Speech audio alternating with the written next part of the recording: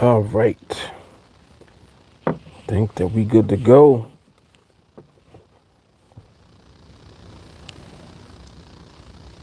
Yep, we on live. All right, cool. All righty.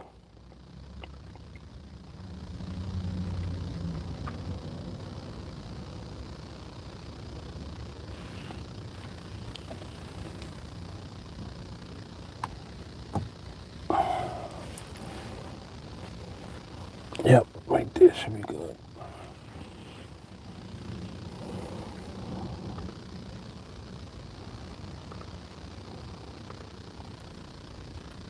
Okay, so I'm getting my chart up.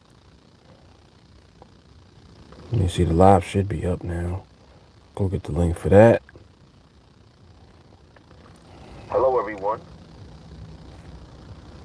Yes, it is. All right, cool. Yes, it is. All right, cool.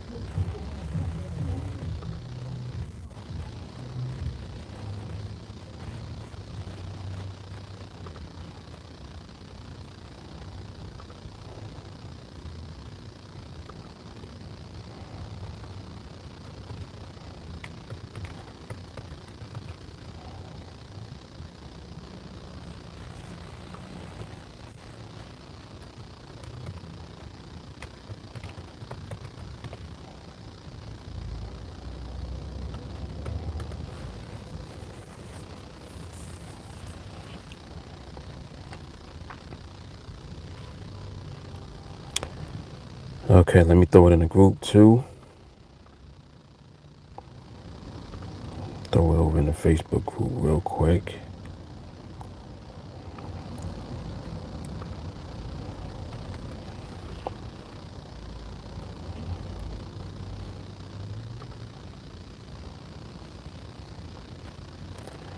Unicorn, what up?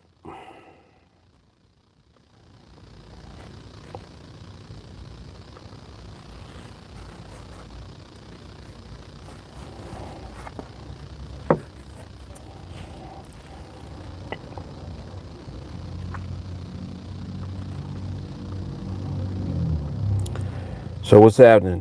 What y'all doing? Y'all on the charts? I'm just getting a chance to get on the charts.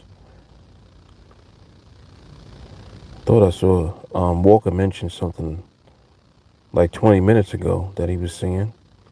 I think around the 110. But I'm just getting an opportunity to get on the charts myself.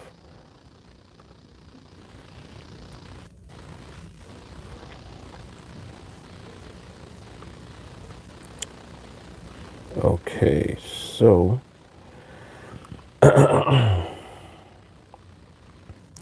Benito, what's happening? What's happening, Dan? J. Carly living her glittery life.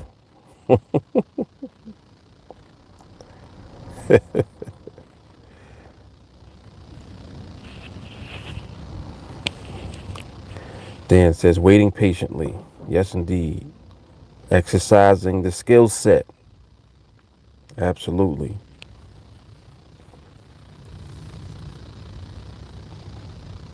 Okay. J. Carly said things are pricing out a little early and not giving us what we're looking for just yet. Okay, cool.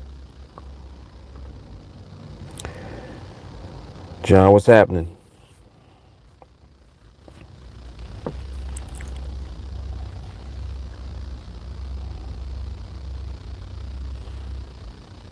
Okay.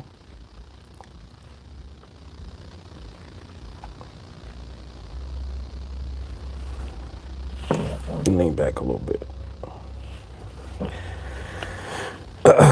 Okay.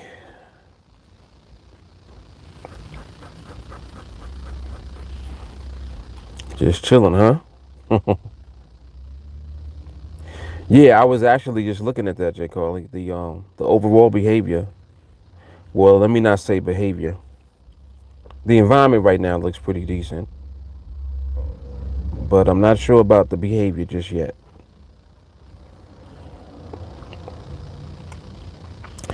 But you're saying that it's actually progressing, so that's a good thing.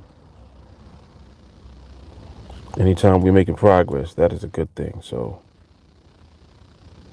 yes, indeed. Stacy, what's good?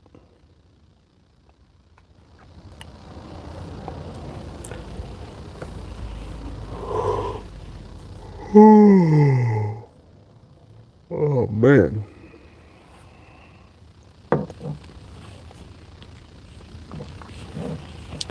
I'm in the mood for a good salad.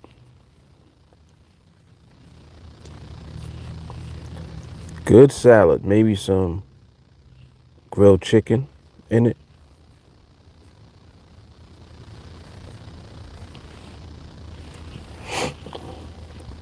Sounds good to me right about now.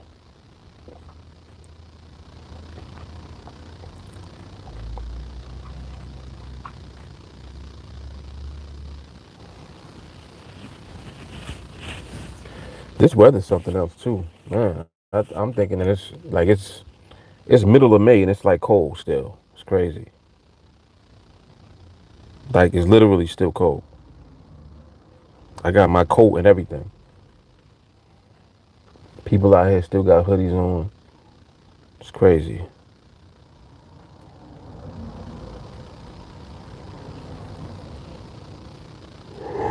Whew. Excuse me for yawning.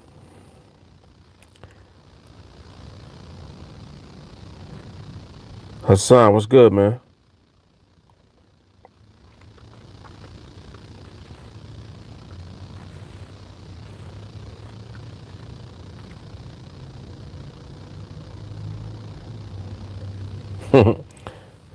Hassan said he got a question for everybody. All right, let's hear it.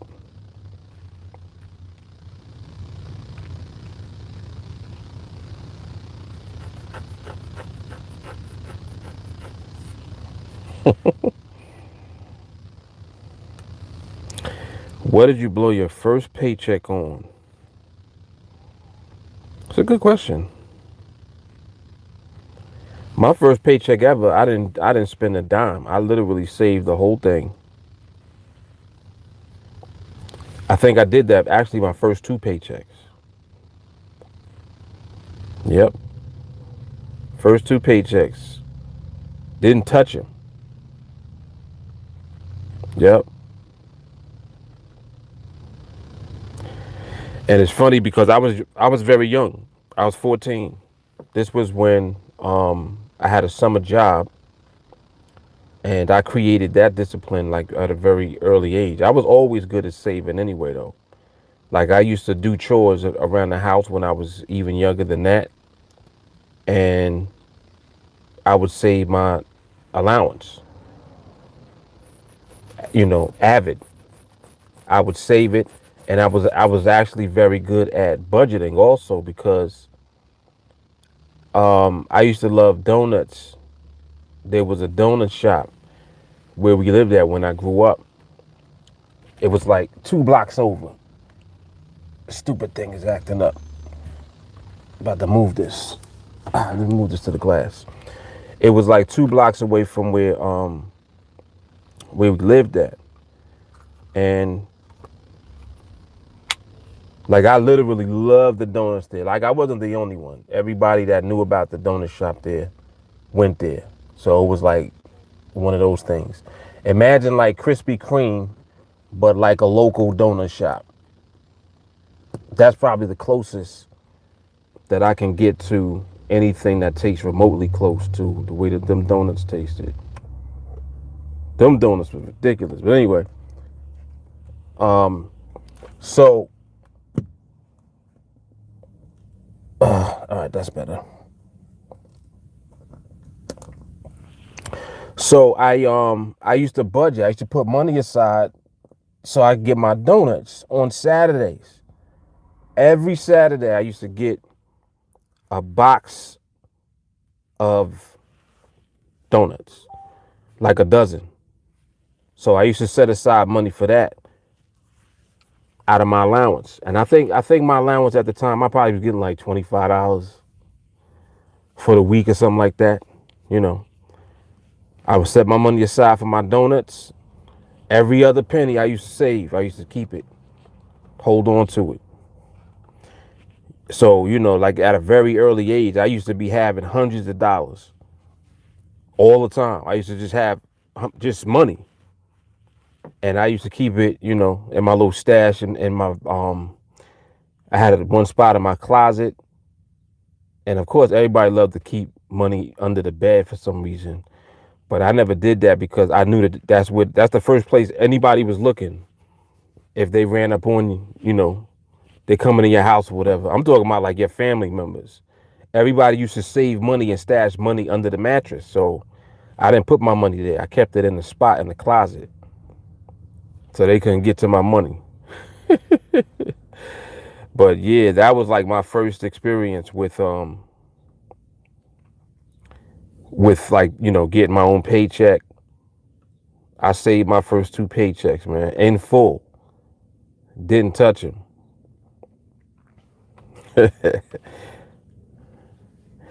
Hassan said he blew his on 2 pairs of suede Pumas. I used to like Pumas too back in the day. I used to love Pumas. Yep, I used to rock Pumas, and we used to like the Reeboks. That was when Reebok had all the colors. Remember when they used to have the high top? They came up kind of high, and they had the strap around them, and they came in all colors. That's back when Reebok was popular. But I used to just get regular white Reeboks because all my sneakers used to be white pretty much. Yeah, we going back there. We go way back. This was like late 80s, early 90s. My goodness. Yeah. Yep. That's funny. Donut budget. John says, I was thinking about your question yesterday about how much would you lose if you traded 15 contracts. Okay. Would you not consider your time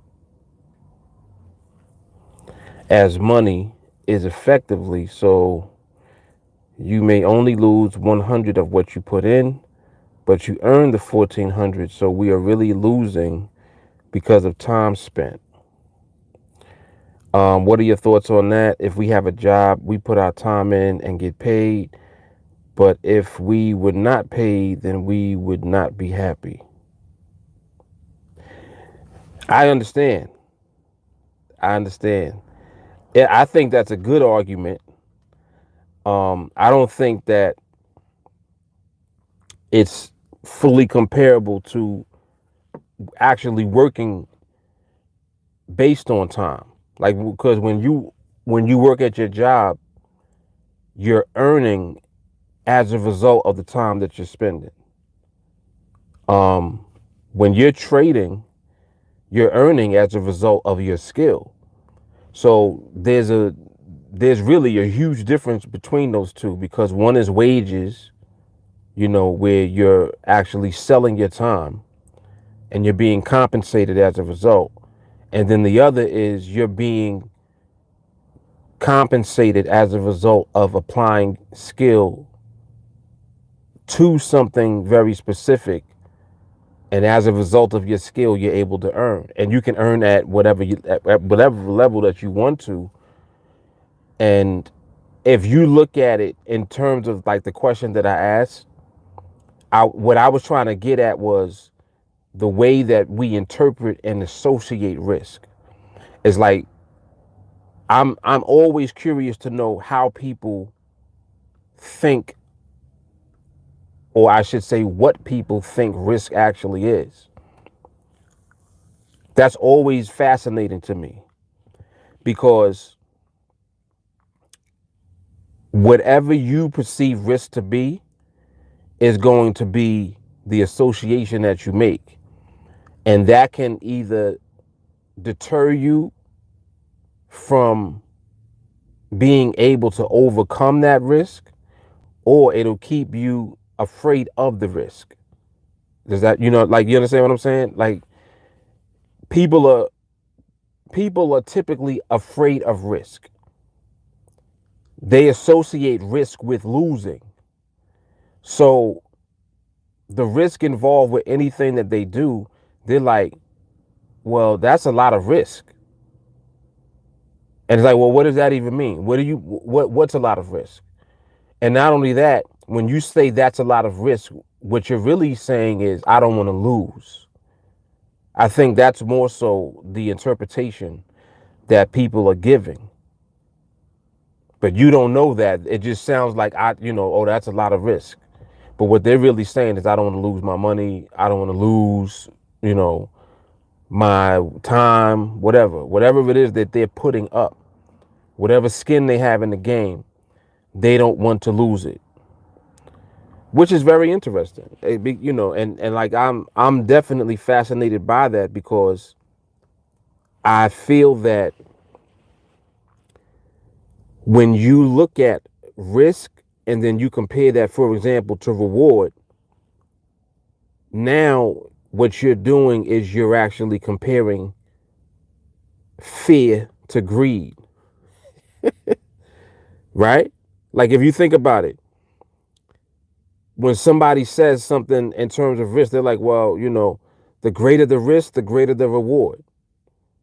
Is that really true? I don't believe that that's true. I really don't believe that that's true at all, because that's too vague of a statement to make for it to be true. That's definitely not true. Definitely not true.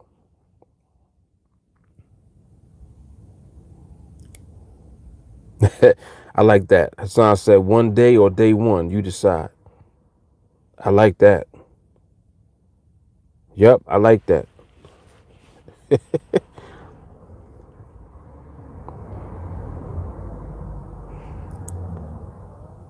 But yeah, so like when people talk about risk and you know risking, it would be impossible for you to have the same expectation of reward based on the risk that you take. It's just like when you look at things that you do and then you talk about risk. When you drive the car, there's risk of getting into a collision. Standing up, there's risk of falling. Like, you see what I'm saying? So it's like, oh, I'm not gonna stand up because I don't want to fall. It's like no, like, no, that's not what it is. You don't say I don't want to stand up because I don't want to fall. It's just like how people will say silly stuff like, well, I don't want to make too much money because then I'm gonna pay more taxes. That doesn't even make sense. Like, what? Like, just, and I know that has so much to do with perception. It's people's limited perception, and they don't really think about things sometimes. But when you actually start to, that's why I like to have conversations that are thought provoking, because it makes you think. When you actually just consider something and you try to break it down and dissect it and analyze it, during that process of breaking down the thing, you're breaking yourself down also, because you have to break down the way that you're actually perceiving what it is in the first place. And it will reveal a lot to you about yourself. That's why I love studying. I love to study, because it's like the more that you study, the more that you find out about yourself when it's all said and done. Because knowing yourself is going to be the reason why you even perceive things to be what they are. It's not because things are what they are. Everyone's perception is different. So everybody's looking at the same thing. But the way he sees it and the way she sees it and the way him and her see it, all different, because they all have different perceptions. But they're all looking at the same exact thing. How is that possible? You see what I'm saying? So it's more like that, I believe.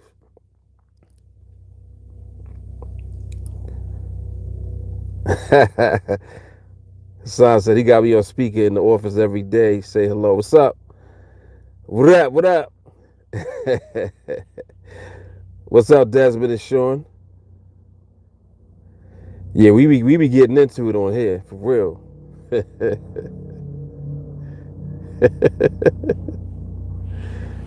Jay Carly said, "All y'all getting training." She don't play. She's a watchdog right there, boy.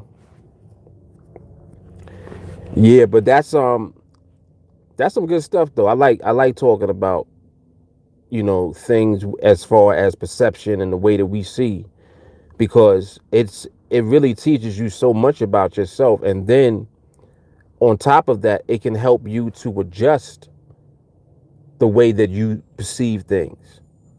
And when you adjust the way that you're perceiving things, it adjusts your experience.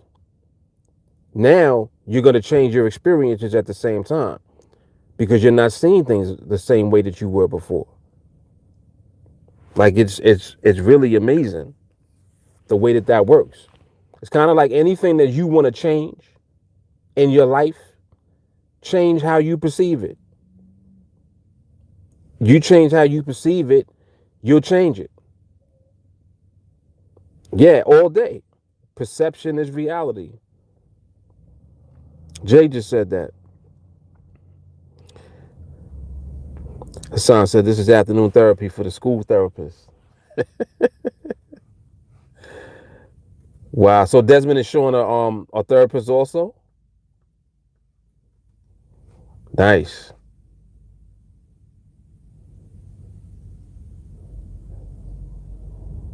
Very nice.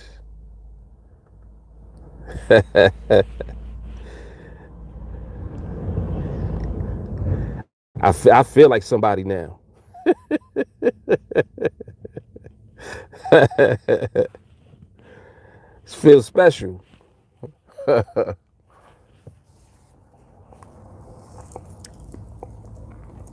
Yeah, but John, so does that make sense, or do you think that that's not the case?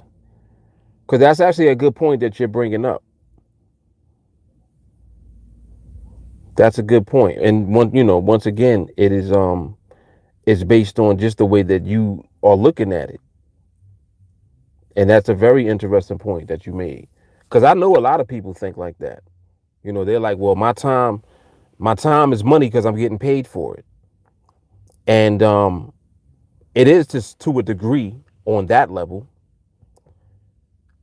but it's very interesting too because the value that you give time sometimes has nothing to do with money.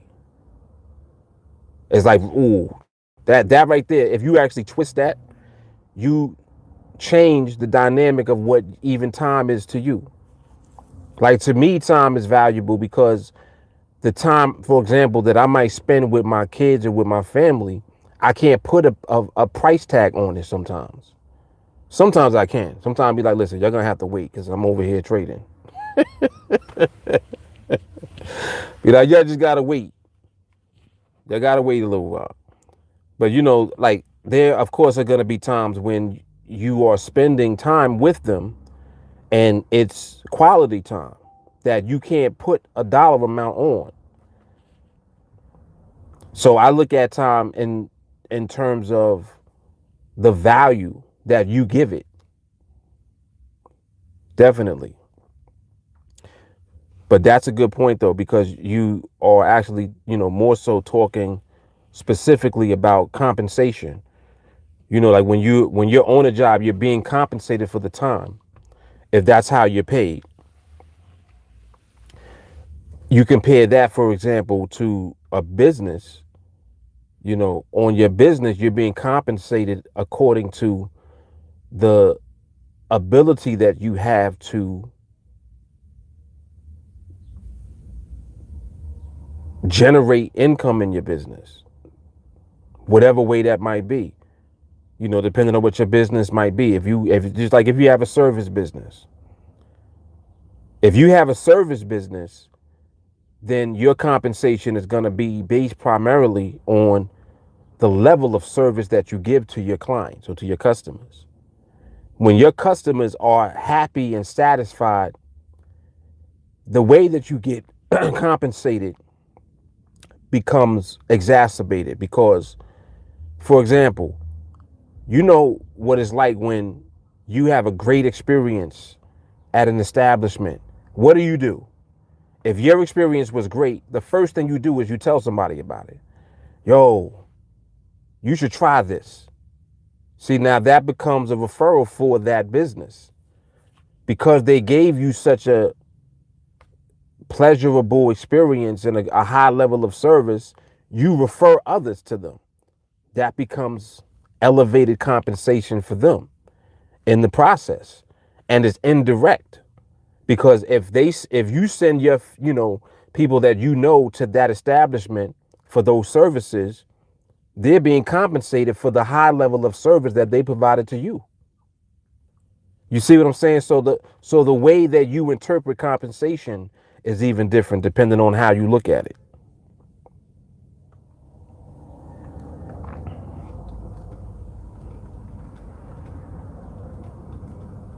That was good, actually. That was pretty good. That was very good.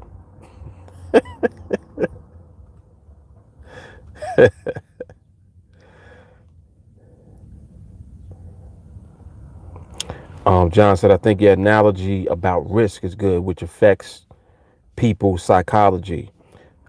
But if we spend, say, 2 to 3 weeks building the account to 1,500, then if we lose, then our psychology would be affected quite a bit. This is good. I like this because we can go into this. Our psychology would be affected quite a bit because you might have bills, etc. So managing when to take money and when to increase risk is tough when trading. And Shawnee must have been waiting in the cut. Look at what Shawnee says. He says, once skill is acquired, they go them ghosts. Shawnee says, once skill is acquired, it can't be taken away. That's why I'm here, TA all day.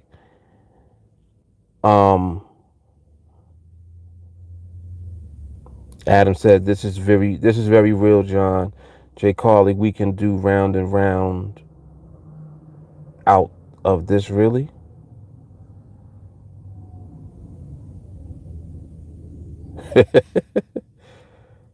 Adam told me I just realized John rhymed.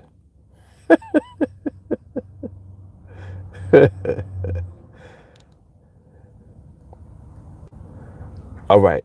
I'm trying to process what John is saying. Oh, go round and round. Okay, I got you. Yeah, and I definitely. Yeah, you can talk about that all day.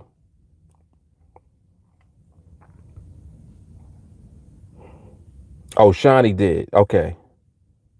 Yeah, when he said can't be taken away, that's why I'm here, TA all day. Yeah. Adam is crazy. He always throws me off. Yeah, but I actually like that point that you're making, John, about that, because you're right about how your psychology would be affected if you lose. Now, I just want to give clarity to what I actually said and what I presented as the original question. The original question was just specific to the amount of money that you were risking. I think the question was, if you took $100 and you build up your account to 1,500, then you took a trade with 15 contracts, how much money in total are you risking, or did you risk? And the simple answer to that is you risked $100 because you only utilized $100 of your capital, and you did that in the beginning. What took your capital up to a higher financial level is your skill level. You see what I'm saying? So now we're dealing with the different dynamic if we get into that aspect of it, which was not what my question was. My question was just simple, just to get people to think about it, because naturally people are going to say, oh, well, if you got 1,500 in the account and you take a trade for 15 contracts, you risking 15 contracts, you risking about 1,500. When in actuality, you only risked $100. If you took the account to 30,000, 50,000, how much did you risk financially? You risked $100. You only put at risk what you started with. So now we can shift into what you're getting at as far as the psychology of the trading process and all of that. Now, when you shift into that, it becomes training and skill. Your training is going to determine the level of skill that you acquire and that you maintain and then continue to elevate. Let me say that again. Your training is going to determine the level of skill that you acquire, maintain, and elevate. So what it means is that if you're trained a certain way, by default, you can be trained to not even be present in the market when the potential to lose is higher. That alone automatically reduces your risk. Think about that. Like let's talk about how to lower risk, how to lower stress, and how to deal with things on a psychological level for a bit. Let's get into that because this will help you to understand the way we train, versus the way that you can just learn information. There's a difference. The way that we train is a very specific way. It's reverse engineering you as a human being. We reverse engineer ourselves. In that process, we learn the market at the same time. But what happens is, as you're learning about the market, you're learning how to avoid being in the market most of the time. And that's why these questions are great, because like these questions are tapped directly into what it is that we actually do. I want to read something real quick. I think I saw. Let me see. CJ Carly is already there, and I'm trying to go up. I'm trying to build up to that. But what Jay Carly said is 100% what it is. If we have skill, there is no risk. But I don't just want to say that because it sounds crazy. I know that sounds crazy. It's like, what do you mean there's no risk? There's always a risk. No, there's actually not. But what it is you have to reverse engineer the whole thing. And if you can do that successfully, you will redefine what risk is. And then risk is not even in the equation anymore. It's just not, because of the way that you have engineered the process for yourself, and you execute that process in the market as well. Like the market is just simply a mirror. The reason people are scared of the market is because it's the same reason that they're afraid to find out about themselves. It's the unknown. Like just think about how much about yourself do you not know? Do you really know how you would respond in a situation without being in that situation? You see what I'm saying? If you were in a situation where you had to make a split-second decision, how would you respond? You don't know. Why don't you know? Because you're not in this situation right now. You don't know how you would respond. Now, put yourself in the situation. Now you see how you would respond. You see what I'm saying?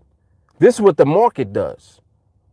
The market puts you in those split-second situations all day. All day long, the market will do that to you. You're constantly in a split-second situation when you're looking at the market, when you're dealing with the market.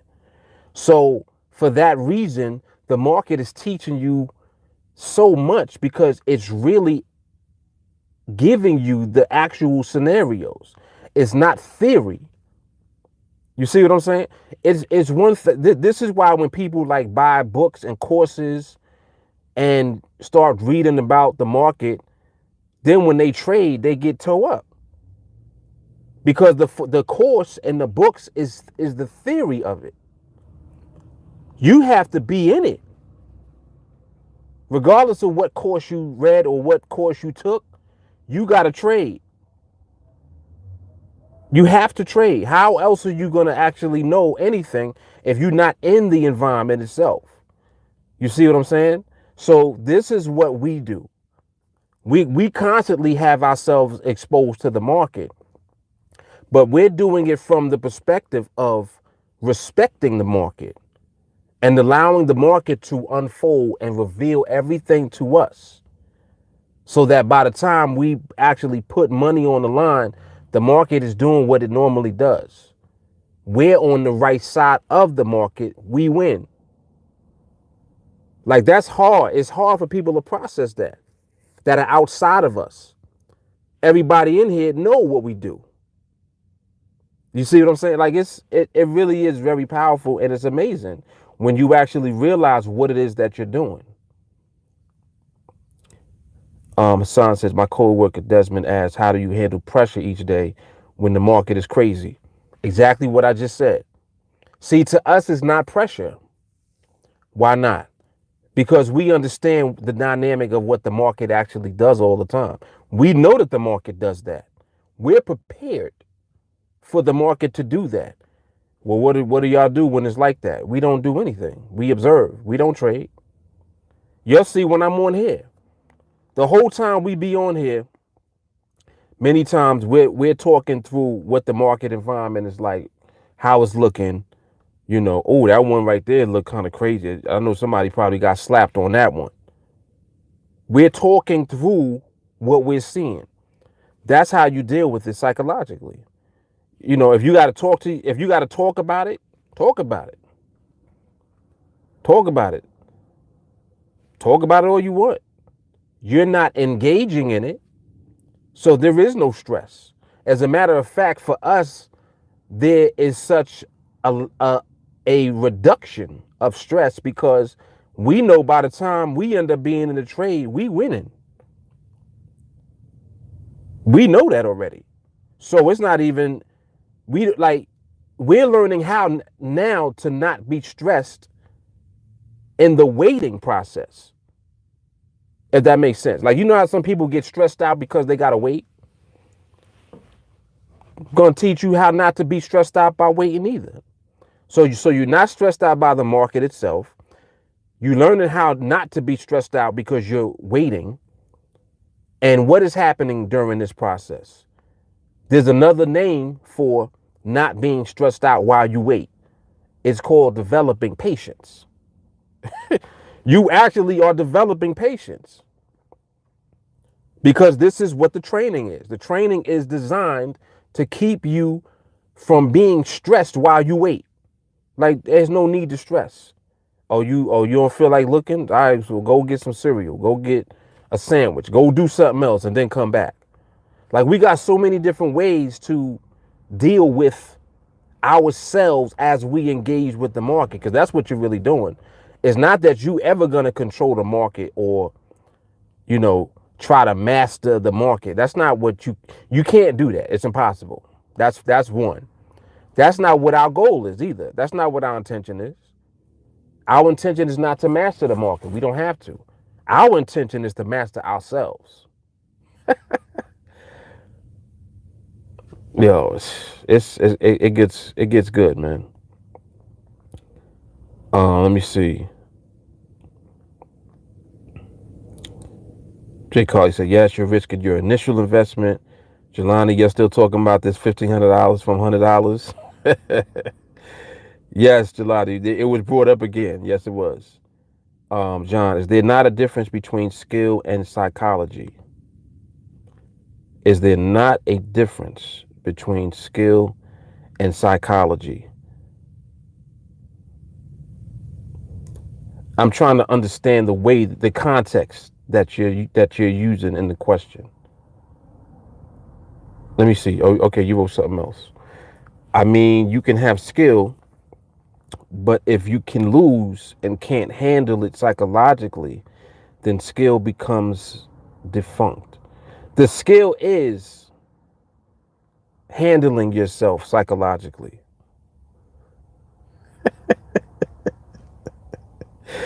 See, I love this. I love this.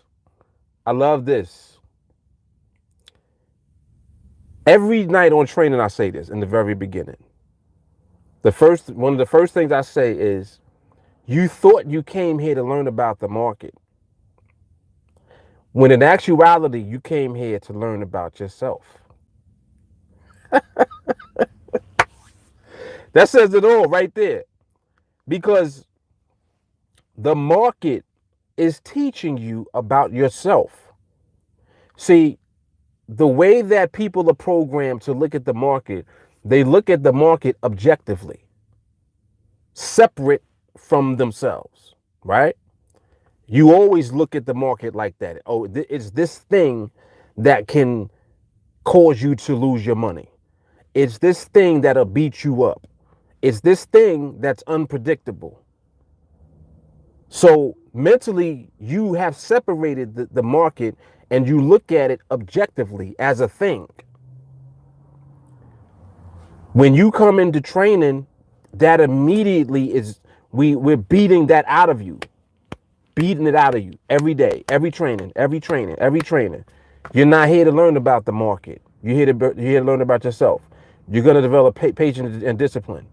You don't even know what it means yet. Like, you really don't. People come in, they're like, why do they keep talking about patience? Why? What do you mean? Give it a little bit of time.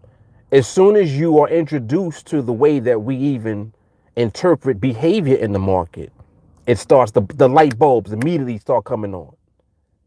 Immediately. They come on one at a time. And every time light bulbs come on, it sheds light on something you didn't know. Now you know it, and it's like, damn, wow.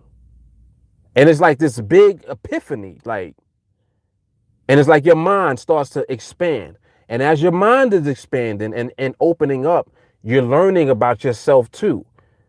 And don't forget that as you open up, you already are full of stuff when you come here. You didn't come here empty. You came here full. So now that you're open up, all of your shit comes out. Stuff you didn't even know was there comes out now. Oh man, I didn't know I could do that. Damn, I really don't have no patience. You start doing stuff. We tell you don't trade. You start trading.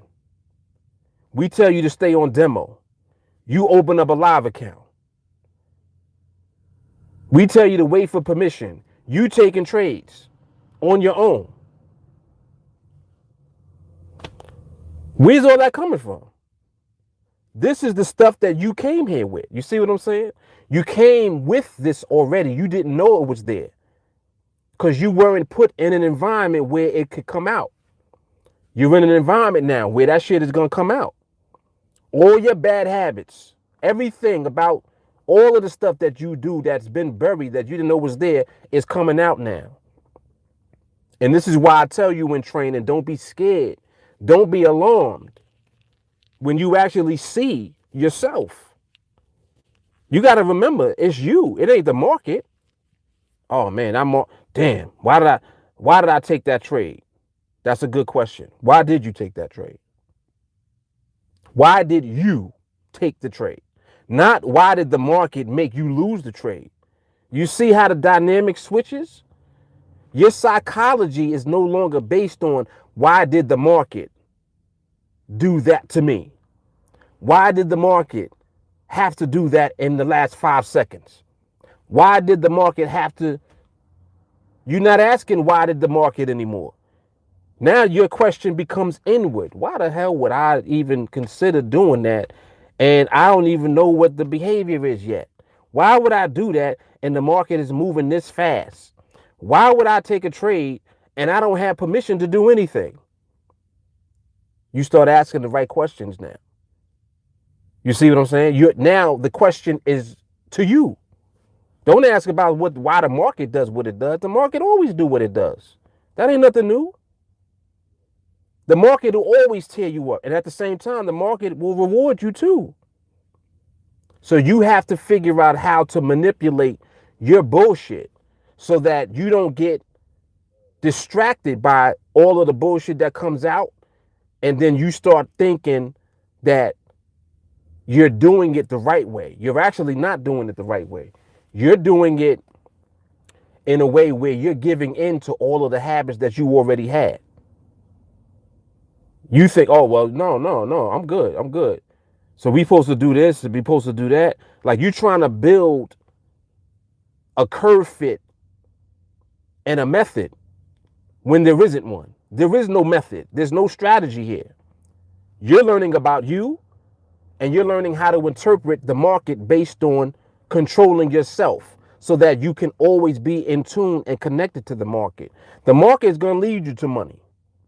The market is going to give you money. You don't know that yet because you don't know yourself yet. You don't even know the bullshit that's in you yet. It's going to come out though. And when it does, you're going to be like, damn, this is taking a while for me to learn how to control myself. Why am I doing this? Why am I still doing this? I thought I would have stopped doing this by now. Nah, you still got it there. So you got to just continue to work at it. It takes time. It takes training. It takes repetition. It's like, why do you think we even talk how we talk?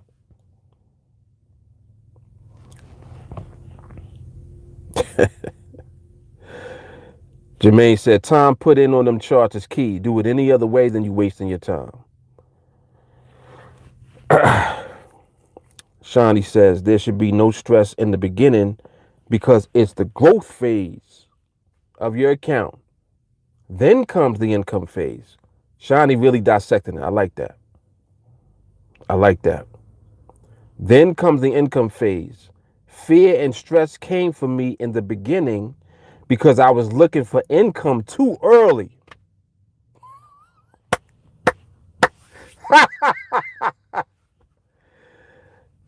Get him, Shadi. Yo, you see the level of wisdom that we dealing with? That's wisdom. That's somebody right there that has put time in. You don't even know that without the time.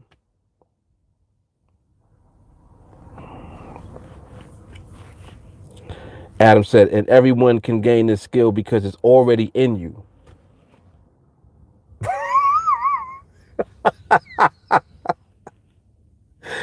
Yo.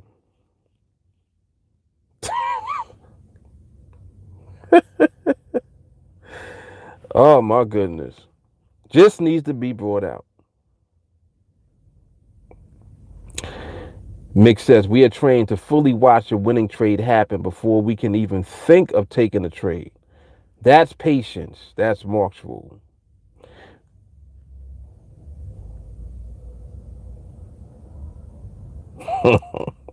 Adam said, I'm still full of it. I was thinking about something else. Silly, man. Silly. But it gets deep, man. I mean, like, you know, John, you can kind of see what happens as you commit to the way that we are training. Like this, like just listen to what everyone is saying. Like it's not just me. I say what I say all the time. But like this is stuff that's coming from people that are training. It's crazy. Jermaine, don't ask me no questions yet. You know I'm always doing something, man. Don't ask me nothing.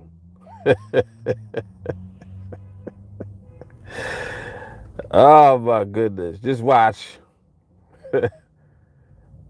Just watch.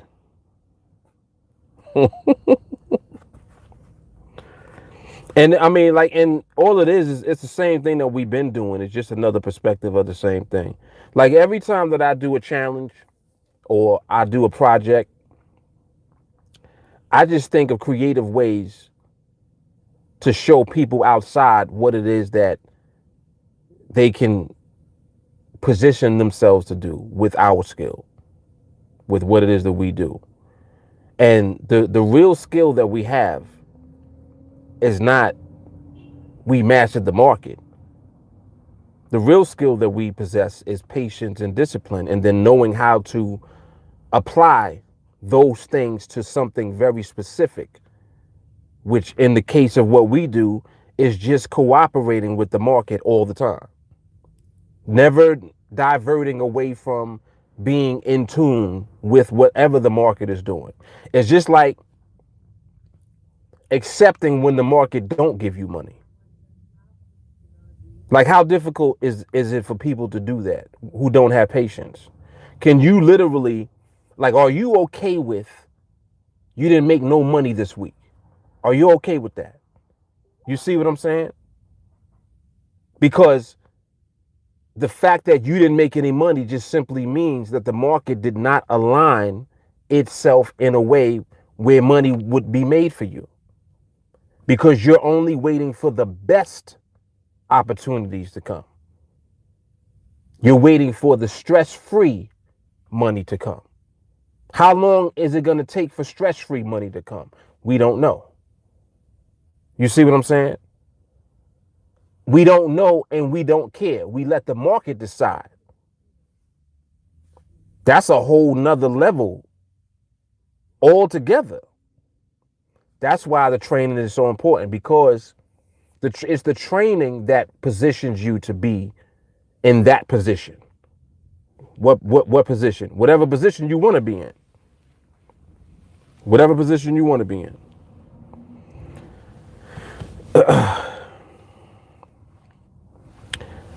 John, is your blueprint project based on your skill of 26 years or based on what you teach in Team Alliance way of trading? It's all the same. See, this is what I mean as far as using creative ways to show people on the outside. Anyone on the outside looking in always wants to know, well, what's the method? What's the strategy that you're using? The truth is that there is no strategy. There's just levels of skill. Does that make sense? There are levels of skill. There are levels of your patience. The more patience you have, the higher your skill level becomes, because you are determined to wait for the market to pay you. You understand what I'm saying? As you're building up patience, you're going to do shit along the way. You're going to take trades sometimes and be like, damn, man, I didn't see that. We'll look at a trade and be like, yeah, you didn't see that? It has such and such on it. No, I wasn't even paying attention to that. I was focused on this. You know what I'm like just understanding the nuances of the process and things of that nature. All of this is going to play a role with the trade you end up taking or being in, and the trades that you don't take. So over time, through training, your skill escalates. Next thing you know, you're like, when the last time I lost? You can't even remember the last time that you lost a trade. And every time that you take a trade, you win. It has nothing to do with the method. There is no method. It's not a strategy. There ain't none. It's you and your skill escalating because you train repeatedly, and the repetition kicks into you over time. And after a while, you just stop with bad habits. All of the stuff that people do right now in trading that cause them to lose. Trying to force their way into the market, guaranteed way to lose. Losing and then continuing to trade after because you are in revenge mode, guaranteed way to lose. Trying to curve fit the market, guaranteed way to lose. What happens when the market switch up? Whatever pattern you found, it ain't there no more. You thought it was there because it looks close, but the market did some other shit at the end. It wasn't doing that before. The market does what it wants all the time. The more patient that you become, you are able to recognize nuances in the market. What does that even mean? You're able to pick up on little shit the market does that can't nobody else see. What you know about 5-second slaps?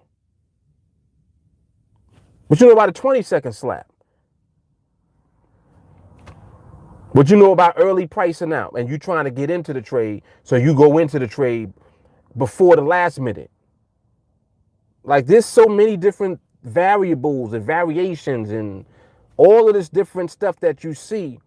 But the bottom line is that when you train and you just remain locked into the framework of the training and you don't do anything else, the focus in you becomes so laser that you don't want to do nothing else. Eventually you'll get to the point, I don't even want to do nothing else.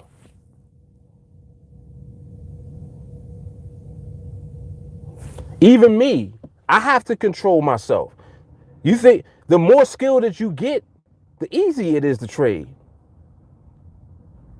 The more skill that you get, the more control that you have to have over yourself, not less. You got to control yourself even more now.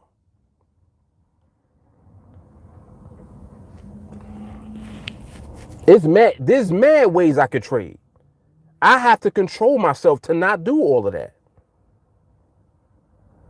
The more skill that you have, that now you fully responsible for the skill.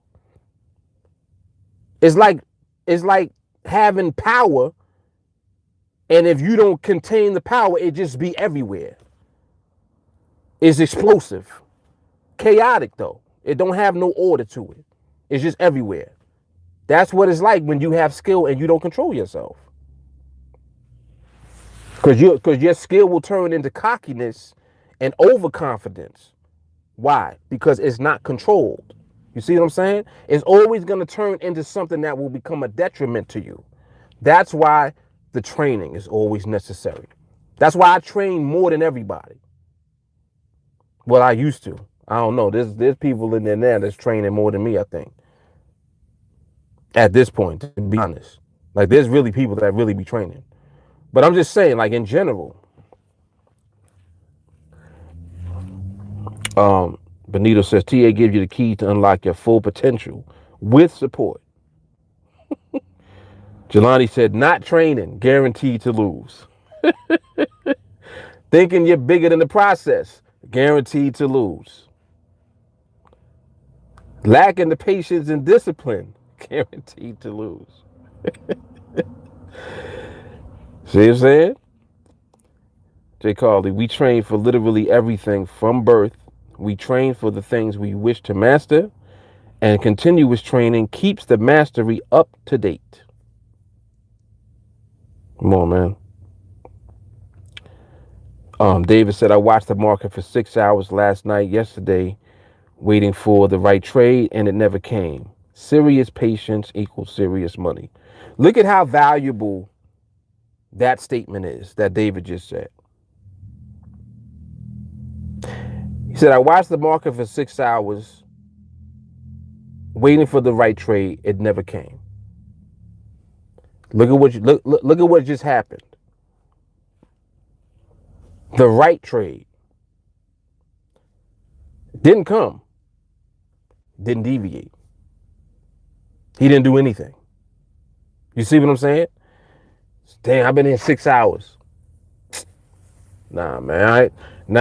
I ain't gonna let that. I ain't gonna let them 6 hours go to waste. Look at the mindset. You see the difference in the mindset?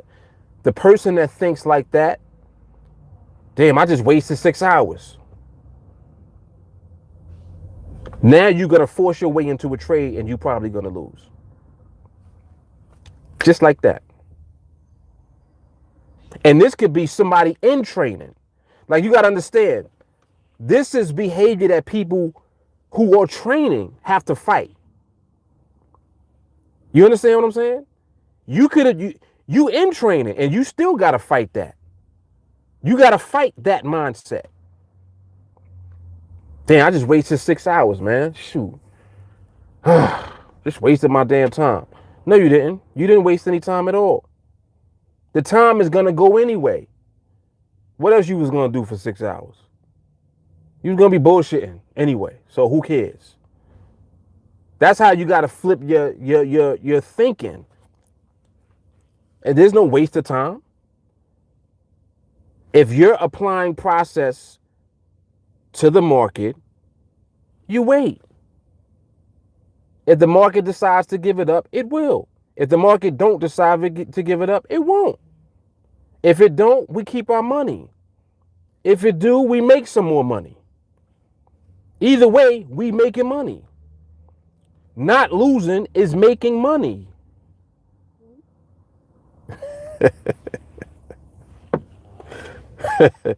John said, just like fishing. See, that's one of the best analogies that you can use. One of the best. Jay Carly says, for sure, I'm focusing on productive chart time all day. All day.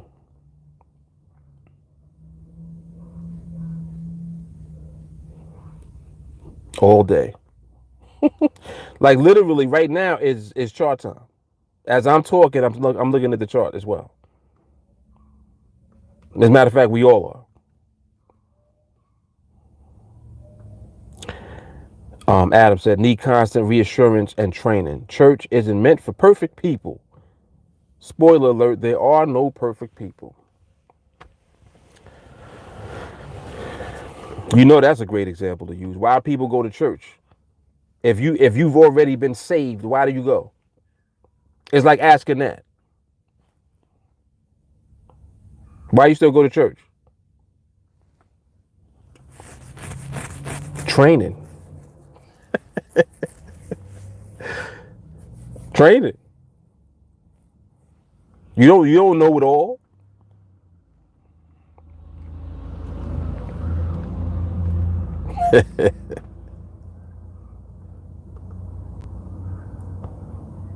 This is good. This is good. This is good stuff.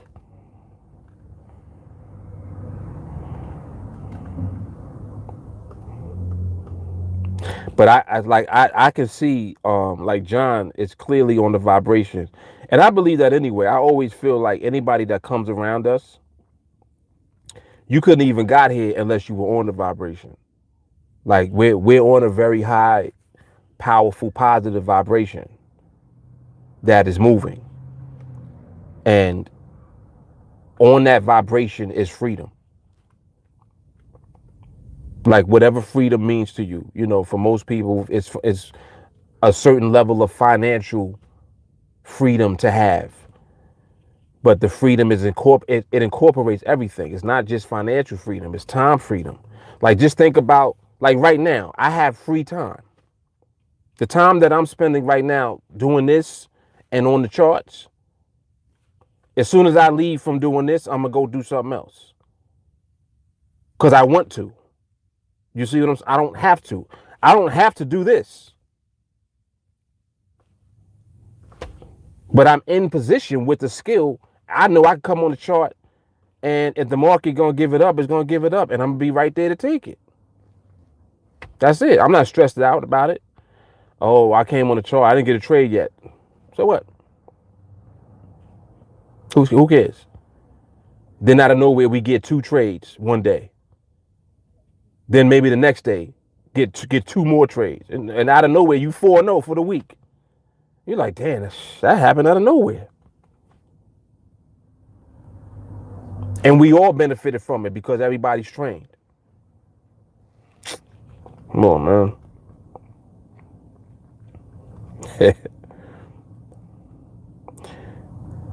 Yeah, I don't want the afterlife slap. Dan said Tom Brady has 6 Super Bowl rings. He still trained his ass off. That's what I'm talking about. That's what I'm talking about, man. That's what I'm talking about. The champions train more than everyone else does. And you wonder why they keep winning. Come on, man. Yep, it's a reason. It's a reason for it. Good stuff.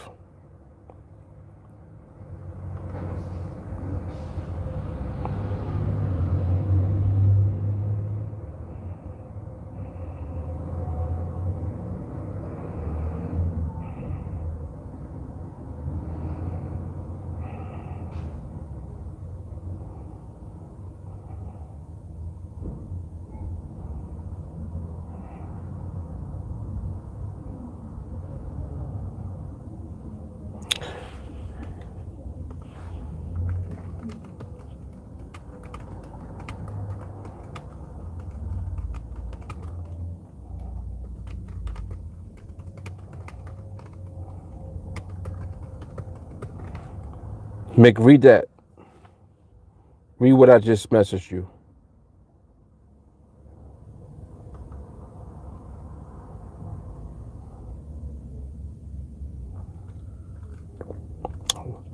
Very good stuff, though. This is good stuff, man. It always is.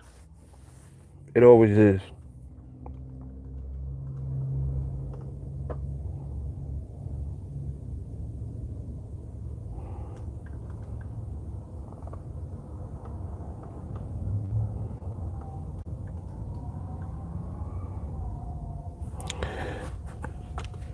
What time we got? 2:40. All right, let me shoot over there now. Yeah, I got some running around to do. So I'm about to, my son, he's actually in the hospital right now. So I'm going over there with him for a minute. And then I got to go pick my daughter up from school right after that. And that's it. So much to do.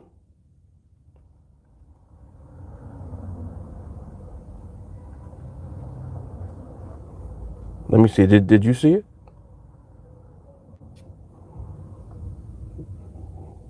Nope.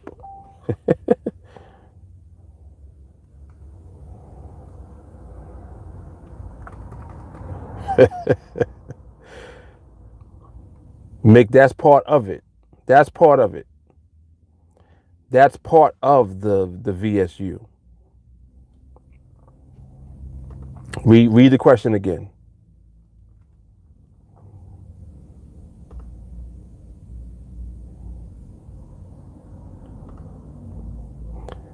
Yeah, he's okay, Dan. He's okay.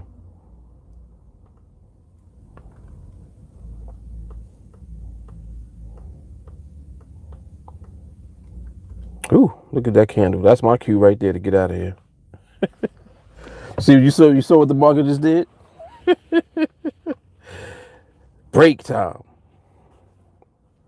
All right, y'all. So I will see you guys on training a little later. And appreciate everybody else for hanging out. John, definitely appreciate the questions and the engagement. Desmond and what was the other guy's name he said? The therapist. Desmond and Sean. Hope y'all enjoyed. Holla at everybody. Peace.